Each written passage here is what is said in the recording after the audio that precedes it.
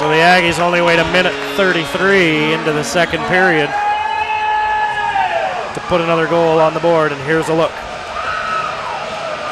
It was a pretty good power play for the Aggies. As you see Stu Hepburn in front of the net there, causing a little bit of a distraction for that goaltender, and he didn't really see it. And Matt Hamilton has a pretty hard shot as well, and he took advantage of it and fired that one top corner. We were talking about his shot previous to that. I mean, it looked like it hit the top bar underneath on the goal side of that bar. Top back bar and bounced out, it almost looked like, but that's why we're up here and not reffing.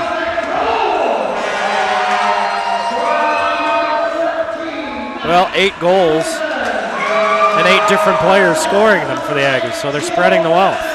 That's good to see as well.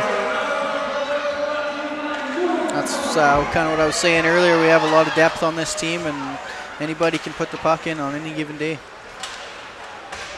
The power play goal by the Aggies makes it an 8-0 lead with just under 18 minutes to play in the period. Gary Higgs having a good game on defense. He's last couple of weeks, coaches kind of moved him around a little bit. He's been up on forward and back on defense, and I think his defense is kind of his specialty, and that's kind of where he wants to be. And he's showing the coaches that he can play back there, and it looks like Higgs tried to send that one down in, like and Hubbard took him down. Cougars are going to get a tripping penalty here. There's been 2 penalties thus far in this game, and here's number 3. Now Coach Eccles will send the number 1 power play unit out for the Aggies. Brendan McDonald, Brian Gibbons, and Billy Guthrow on forward, Jeremy Martin, and Jordan Kerr playing defense. And you'll see number 21, Jordan Kerr, he likes to stand in front of that net. He's a big, strong kid, and those defensemen can't move him very easily, so he'll create a distraction in the screen in front of that net. He's really solid up there. Hubbard indeed called for the penalty, and he'll serve 2 minutes.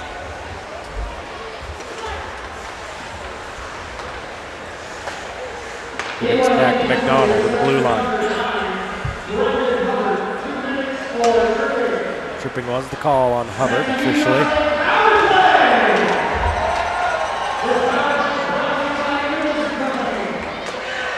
Well, the Aggies just kind of playing with him now, aren't they? Yeah, and that's kind of what you want to do in a power play, is take your time and set things up, because you're advantaged by 1 man, and you just take your time, set things up, and look for that good open shot. And this number 1 power play unit, they like to find that guy down low to take one-timers and fire it in the back of the net. They moved it around. And they're back to it.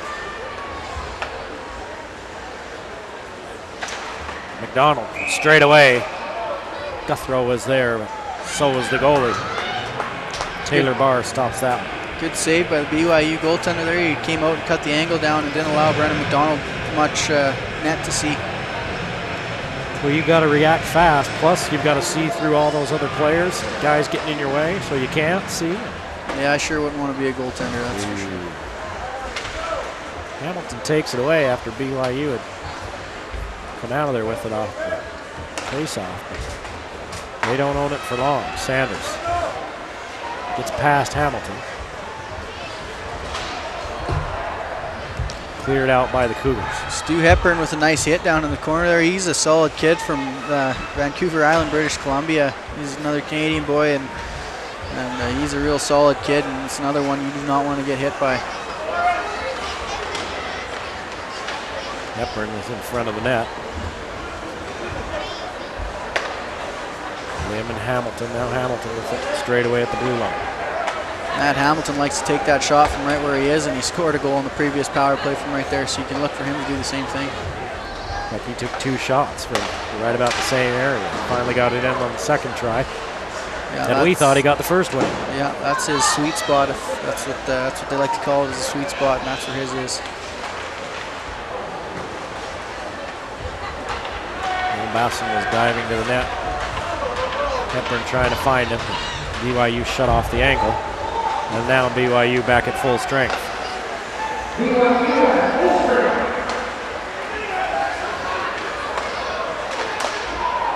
Sanders, that one off a couple of sticks.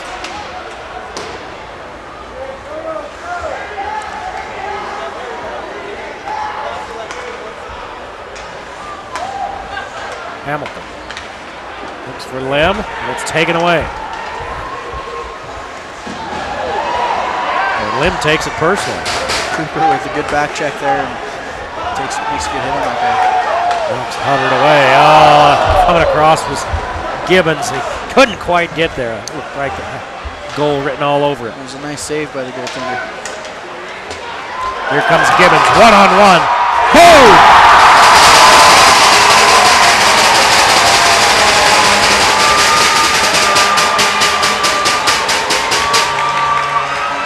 Brian Gibbons, the product of Washington, D.C., and he's played NCAA hockey over in Utica, and you can't give that guy any kind of space. As you can see here, he's got some wheels on him, and if you pinch like that as a defenseman, you're in trouble. And like I said, he's got one of the hardest shots on the team, and 9 times out of 10, when he gets a breakaway, that's going in the back of the net.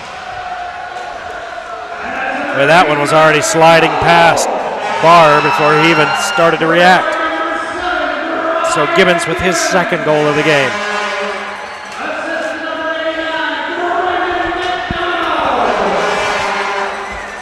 He scored goal number 6 and goal number 9 for Utah State. 14, just over 14 minutes to play. The Aggies up 9-0. And the blowout continues and grows here at the Eccles Ice Center.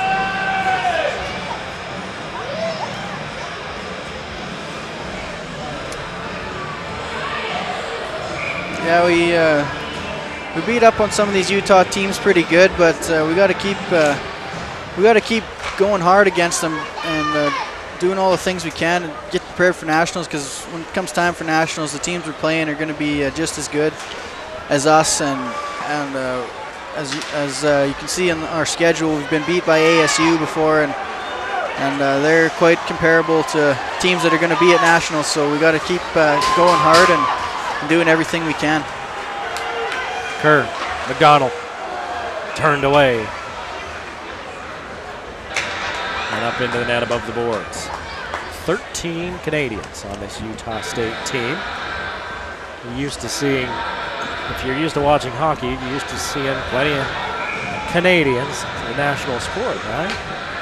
Yeah, it's one of the bigger sports in Canada. It's not our national sport like most people think, but it is huge. And yeah, we got Canadians from all over the country, from the East Coast. Boy, that one's free. You got guys laying in the yeah, that's quite the scrum in there. Net. We got guys from the East Coast all the way to the West Coast, so it stretches out.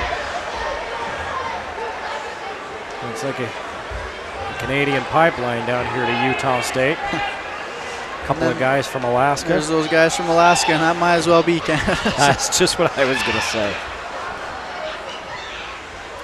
Isn't that pretty much the same thing? Yeah, it's attached to us anyway. Yep. Just different owners.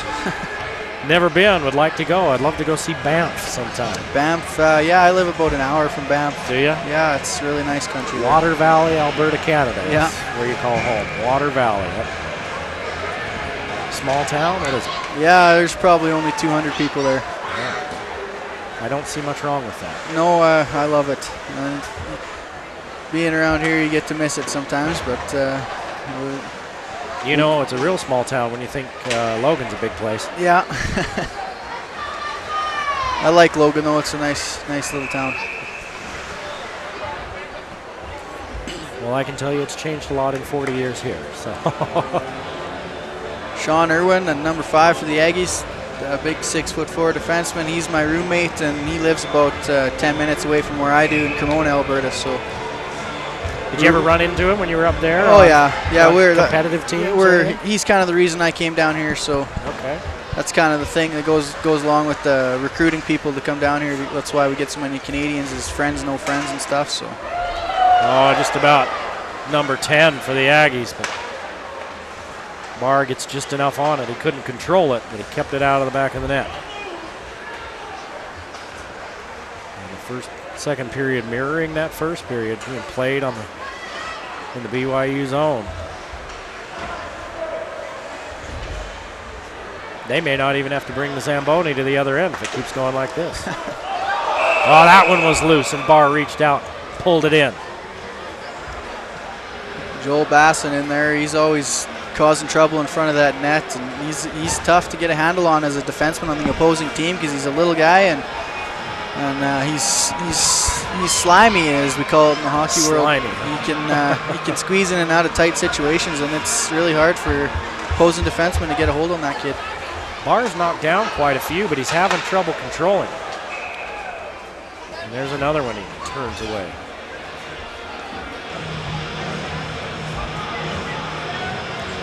The Aggies with 2 goals here in this period. They'd scored 3 by this time of the first period,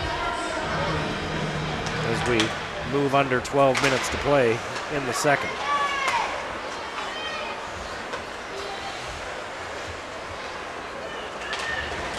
Gibbons looking for the puck. Is that Guthrow that comes out with it? Yeah, Billy, he does work along the boards. It's hard to knock that kid off the puck. Gibbons. Wondered if he might be looking for the hat trick. He's got 2. Oh, you can count on that he's looking for it. And a couple more to go with that, maybe. Well, it won't come on this possession. BYU knocks it away. But here comes McDonald. He's got Gibbons skating with him, and McDonald knocked down by Brendan Hubbard. Another Alberta native from Grand Prairie, Alberta, Canada. And a whistle. Nate Cook with a good play to keep that one from going into the Aggie zone, and he feeds it up to Brandon McDonald there, but unfortunately he was offside.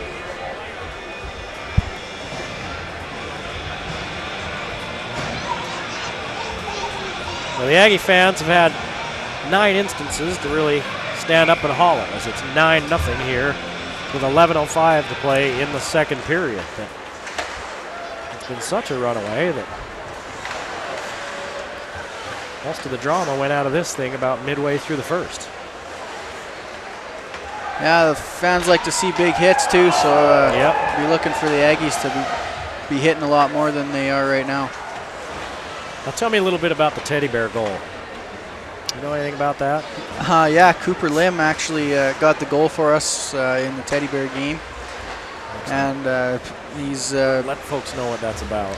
Well, last weekend we had it's called a teddy bear toss, so when we score our first goal, everybody throws a teddy bear on the ice, and I believe it's this Sunday coming up we are going to the hospitals around here, and we're going to give them to the sick kids at the hospitals. So it's a really good thing, and I'm glad that we had a lot of people come out from the community to support that.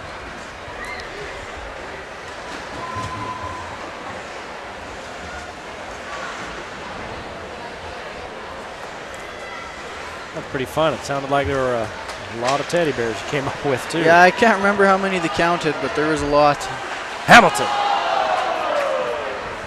sends it across, and it won't go. That was a big goal Cooper Lim scored for us and sent the teddy bears flying. There's Firth, 15, diving through there that couldn't quite get a hold of it. He'd scored a goal earlier. Basson knocked down by Tate Cowley. BYU's come out hitting in this period, and they don't want to lose any pride, so they're going to do that to keep it on.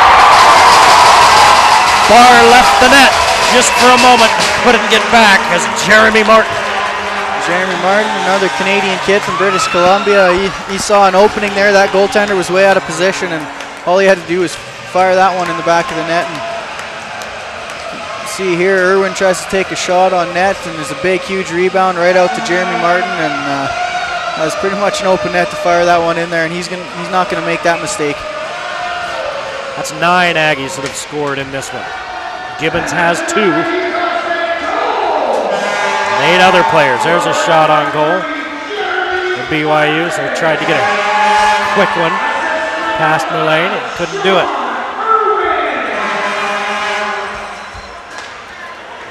Up front, Lim